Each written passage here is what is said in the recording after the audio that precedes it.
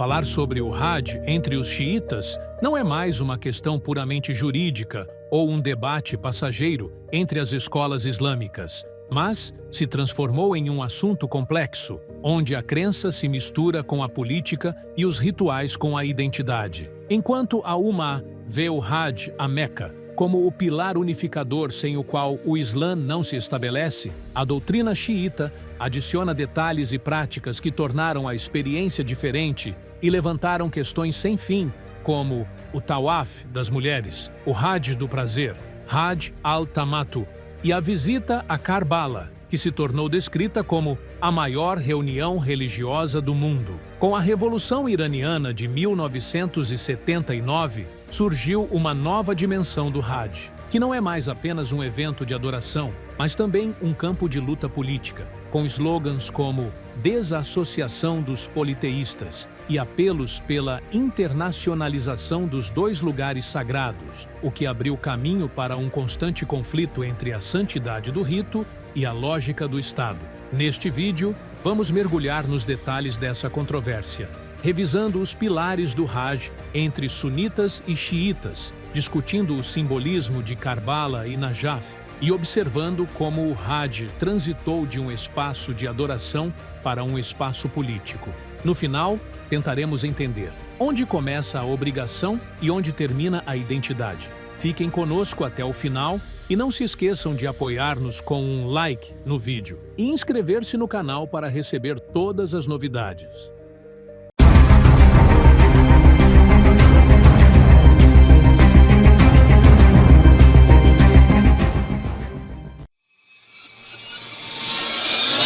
A discussão sobre os rituais da peregrinação entre os xiitas 12 imames começa a partir de um ponto fundamental, que é o quadro geral dos rituais. Ele quase coincide com o que é praticado pela maioria dos muçulmanos sunitas, incluindo Ihram, Tawaf, Sa'i, a permanência em Arafat, a pernoite e a apedrejamento das Jamarat. No entanto, a jurisprudência imâmica acrescenta a este sistema detalhes especiais que conferem à experiência um sabor distinto e a tornam mais conectada a interpretações simbólicas e espirituais. O Hajj al-Tamattu é considerado o padrão principal entre os xiitas, especialmente para aqueles que estão distantes dos limites de Meca, aproximadamente mais de 88 quilômetros. Nesse caso, o peregrino realiza primeiro uma Umrah completa, incluindo Tawaf, Sa'i e Taksir, encurtamento do cabelo. Depois, sai temporariamente do estado de Ihram, apenas para retornar ao Ihram mais tarde no mesmo ano para realizar os rituais do Hajj.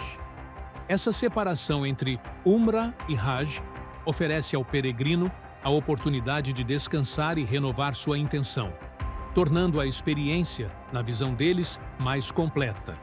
Aqueles que estão próximos de Meca, por outro lado, têm a escolha entre o Hajj al-Ifrad ou o Hajj al-Qiran, enquanto o Tamattu permanece a principal opção para os demais peregrinos.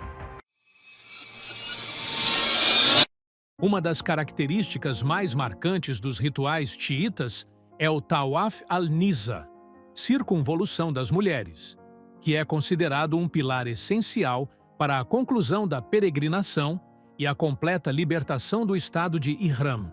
Se o peregrino não realizar esta circunvolução, a sua peregrinação é considerada incompleta segundo a crença deles, e é sempre seguida pelo que se conhece como a oração do Tawaf al-Nisa. Este ritual não se limita ao seu aspecto exterior, mas é entendido pelos imamitas como uma transição simbólica que coloca o peregrino no limiar da pureza espiritual completa. O Tawaf é aqui associado ao retorno da vida conjugal após a peregrinação, pois a intimidade entre o homem e sua esposa não é permitida até que ele seja realizado. Assim, o Tawaf ultrapassa o simples movimento físico em torno da Kaaba, adquirindo um significado doutrinal mais profundo relacionado à pureza e à clareza espiritual após o cumprimento dos rituais. Além disso, a jurisprudência imâmica enfatiza a importância de visitar Medina, onde estão sepultados o profeta. Que a paz e a bênção de Deus estejam sobre ele, e a senhora Fátima Az-Zahra. Essa visita não faz parte dos pilares da peregrinação, mas é classificada entre os atos altamente recomendados que acrescentam uma dimensão espiritual especial à jornada do peregrino. Representa uma extensão do caminho espiritual que começa em Meca e se aprofunda em Medina, completando assim a imagem da peregrinação como uma experiência ligada ao profeta e à sua família. Quando se pensa na peregrinação, Hajj, a imagem predominante é a de Meca e o campo de Arafat, mas na visão xiita dozeimista, Karbala e Najaf emergem como espaços paralelos que conferem ao rito uma nova dimensão de identidade e espiritualidade. Enquanto Meca recebe cerca de 9 milhões de peregrinos anualmente, Karbala, durante a visita de Arba'een, se transforma no que parece ser o maior encontro religioso do mundo, com milhões de visitantes fluindo de dentro e fora do Iraque. Esse volume extraordinário de multidões tem consolidado na mídia e na sociedade a descrição do cenário cósmico, que não é superado por qualquer outro tipo de reunião. A visita a Karbala não é apenas um turismo religioso ou um movimento sazonal para visitar um túmulo, mas uma prática doutrinária que carrega significados de lealdade e de reviver a memória do martírio do Imam Hussein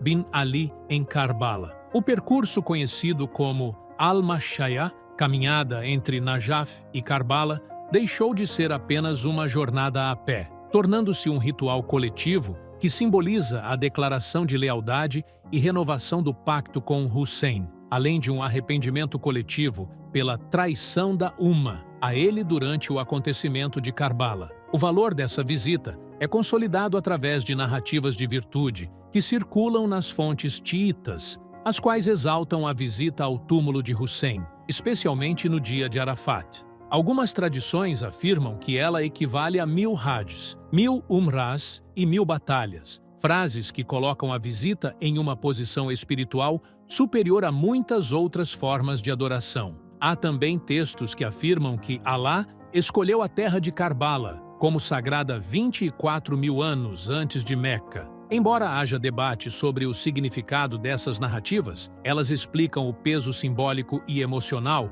que torna Karbala não apenas um local de visitação, mas um centro da identidade xiita e uma memória coletiva renovada a cada ano. Assim, fica claro que a presença de Karbala e Najaf na consciência xiita não busca eliminar o Hajj a Meca ou substituí-lo, mas sim criar uma identidade renovada, que se baseia na tragédia de Karbala e a revive por meio de rituais coletivos. Quando o texto jurídico e narrativo se transforma em prática viva, nos deparamos com uma cena excepcional durante a visita de Arba'een, em Karbala. A distância de cerca de 80 quilômetros entre Najaf e Karbala se transforma nesses dias em uma espécie de cidade temporária, com milhares de caravanas de serviço espalhadas ao longo do caminho. Essas caravanas, geridas por voluntários de todas as idades e classes sociais, oferecem aos visitantes uma infinidade de serviços: refeições quentes, água fria, lugares para pernoitar e até clínicas móveis. Tudo isso é feito sem qualquer pagamento, movido por um profundo impulso doutrinário que mistura lealdade religiosa e espírito de solidariedade social. Além dessa cena humanitária, são realizadas as majlises, reuniões de luto, que recontam o martírio de Karbala em voz alta e com lágrimas, onde os visitantes praticam rituais como o bater no peito, paypayment, leit, em sinal de luto. No entanto, algumas dessas práticas permanecem sendo um ponto de debate jurídico e social. Este cenário completo é considerado por muitos estudiosos como uma miracle social. Como pode milhões de pessoas andar juntas em uma única direção e receber tudo o que necessitam em termos de alimentos, bebidas e descanso por meio de um sistema completamente voluntário, sem que a estrutura entre em colapso? A resposta reside na rede de caravanas que operam com uma mecânica precisa e uma integração impressionante. Talvez seja esse o motivo pelo qual a transmissão ao vivo de Karbala a cada ano atraia a atenção de milhões ao redor do mundo, onde são exibidas imagens quase inacreditáveis. Um mar humano fluindo sem interrupção e serviços gratuitos oferecidos com amor e altruísmo. A presença de Karbala e o Hajj não se limitam apenas aos rituais e cerimônias religiosas, mas transcendem para o cenário político desde a vitória da Revolução Iraniana em 1979. Desde então, a liderança iraniana adotou o slogan Desassociação dos Politeístas como parte de sua literatura durante a temporada de Hajj, transformando algumas das marchas dentro dos locais sagrados em algo semelhante a manifestações políticas. Essa medida colocou o Hajj no centro da disputa entre a Arábia Saudita e o Irã, transformando-o de um rito espiritual unificador em um palco de tensão sectária de tempos em tempos. Além disso, a ideia de internacionalizar os dois locais sagrados ganhou terreno no discurso iraniano. A demanda para tirar a administração das duas mesquitas sagradas de Meca e Medina da Arábia Saudita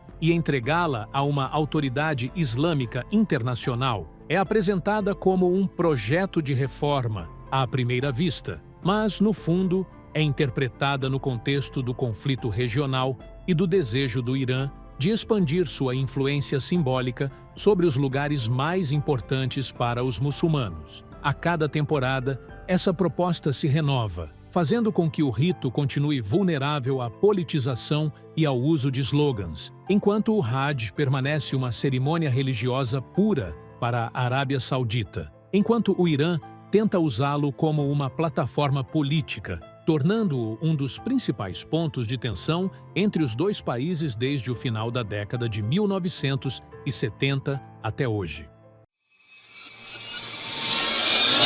Ao longo da história recente do Hajj, essa grande cerimônia não ficou imune às tentativas de politização e distúrbios. Passou por momentos difíceis que ficaram gravados na memória coletiva como lições de enorme importância sobre a segurança do Hajj e a necessidade de uma gestão profissional das multidões. Em 1986, as autoridades sauditas anunciaram a apreensão de mais de 51 quilos de materiais explosivos dentro das malas de peregrinos iranianos, um incidente considerado como uma tentativa de abalar a segurança dos locais mais sagrados, embora Teherã tenha negado as acusações. Em 1987, ocorreu o que ficou conhecido como o incidente da desassociação dos politeístas, quando a marcha dos peregrinos iranianos, com seus slogans políticos, colidiu diretamente com as forças de segurança sauditas, resultando em centenas de mortos e feridos.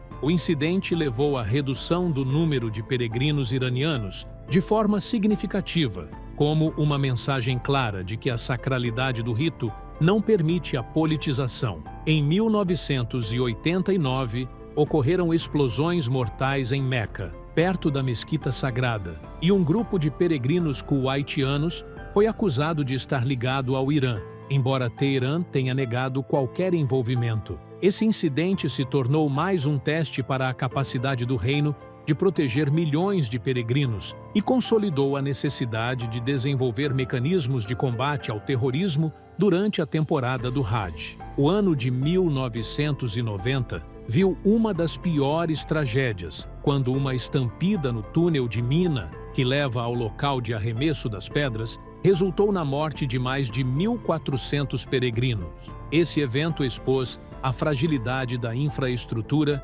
diante do fluxo massivo de pessoas e levou à reformulação das políticas de organização e evacuação dentro dos locais sagrados, transformando a gestão das multidões em uma ciência independente. Décadas depois, em 2015, ocorreu a tragédia da estampida de Mina, que resultou em milhares de vítimas, incluindo centenas de iranianos e figuras proeminentes. Embora esforços organizacionais significativos tenham sido feitos, a tragédia gerou um debate internacional sobre a capacidade da infraestrutura de lidar com milhões de peregrinos durante os períodos de pico. mas também levou à adoção de sistemas tecnológicos avançados de alerta precoce e organização do fluxo humano. Além desses eventos de campo, surge a divergência fundamental entre duas visões contraditórias sobre o significado e os limites do Hajj. A Arábia Saudita vê o rito como o pilar central do Islã, uma adoração que não deve ser afetada por agendas políticas. Por isso, rejeita qualquer tentativa de levantar slogans ou organizar manifestações dentro dos locais sagrados, considerando essas ações como uma violação do rito. Por outro lado, o Irã tenta transformar a temporada de Hajj em uma plataforma política, através dos slogans de desassociação dos politeístas e pedidos para internacionalizar os locais sagrados, colocando a gestão do Hajj sob supervisão internacional, o que é entendido como uma tentativa de enfraquecer o papel central da Arábia Saudita. Essa discrepância fez com que o Hajj oscilasse entre a sacralidade da adoração e as narrativas políticas. Enquanto Riad vê a neutralidade dos rituais como essencial para proteger os milhões de peregrinos e garantir sua segurança, Teherã insiste em que o Hajj é uma oportunidade para exibir sua influência regional e reafirmar seu discurso revolucionário. Assim, a pergunta se renova a cada temporada. Será que o discurso político pode tirar do Hajj seu significado espiritual e transformá-lo em um campo de confronto sectário? Ou será que a sacralidade dos dois locais sagrados permanecerá como a fortaleza que impede que o rito seja apropriado por projetos temporários? As experiências recorrentes mostram que, apesar de todos os desafios, o Hajj permaneceu baseado na lógica da adoração pura e que as tentativas de politização só conseguiram reforçar a convicção de que os rituais devem permanecer livres de disputas sectárias e que a administração da temporada deve ser baseada na lógica do Estado estável e não na lógica de uma revolução passageira.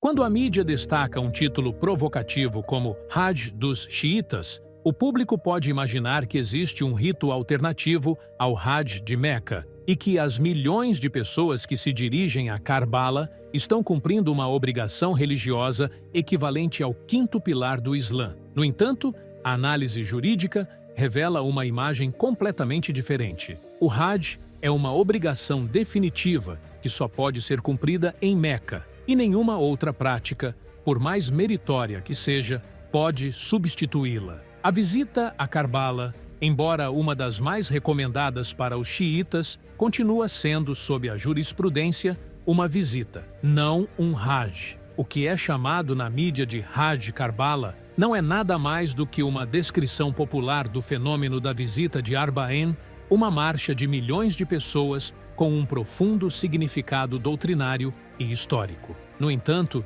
do ponto de vista jurídico, ela não substitui o Hajj, nem isenta o peregrino de cumprir a obrigação de Meca. Assim, o uso do termo Hajj aqui não passa de uma estratégia de sensacionalismo ou de um debate sectário. No entanto, nos textos da escola jafarita, não existe Hajj para nenhum lugar além da casa de Deus. No centro dos detalhes jurídicos, surge o que é chamado de Tawaf das mulheres, um rito específico da jurisprudência xiita, que não é uma alternativa aos pilares do Hajj, mas sim parte dos rituais dentro de Meca. Esse Tawaf, segundo a jurisprudência xiita, marca a linha de separação entre o Ihram e a completa purificação, seguido da oração do Tawaf das mulheres. Isso revela que a particularidade jurídica não muda a realidade do rito. O Tawaf é realizado em Meca dentro do Hajj prescrito, e não em Karbala ou qualquer outro lugar.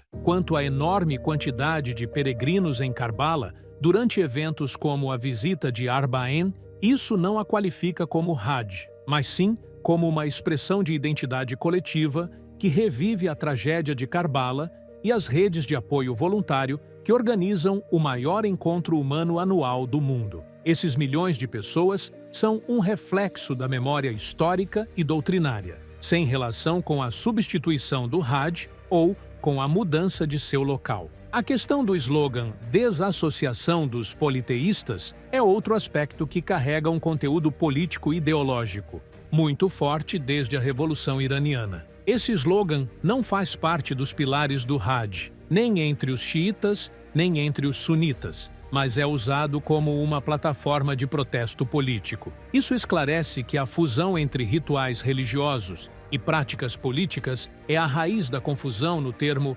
Hajj dos xiitas. Conclusão: o Hajj a Meca permanece como o pilar unificador dos muçulmanos, enquanto Karbala representa uma visita espiritual e uma identidade exclusiva dos xiitas, sem ser uma alternativa ao Hajj. A política, por sua vez, continuará sendo um elemento transitório dentro dos rituais, com a sacralidade da adoração sempre sendo superior aos conflitos. E assim chegamos ao final do vídeo de hoje.